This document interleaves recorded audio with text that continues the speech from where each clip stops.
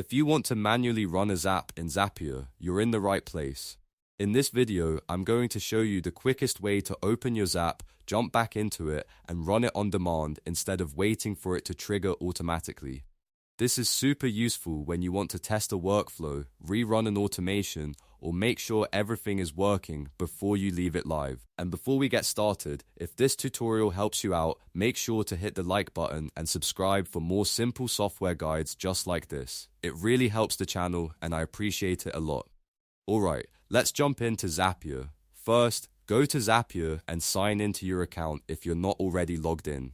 Once you land on the main dashboard, you'll want to scroll down until you see the section called Jump Back In. This area is designed to help you quickly return to your recent Zaps without having to search through everything manually.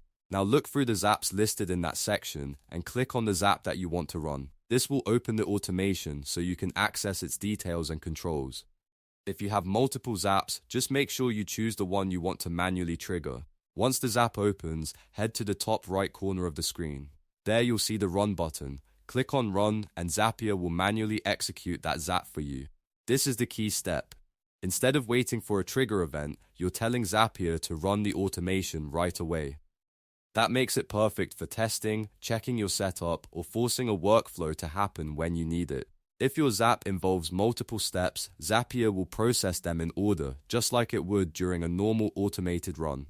So if you're using actions like sending data, creating records, or posting messages, you can use this manual run to confirm that every step works correctly.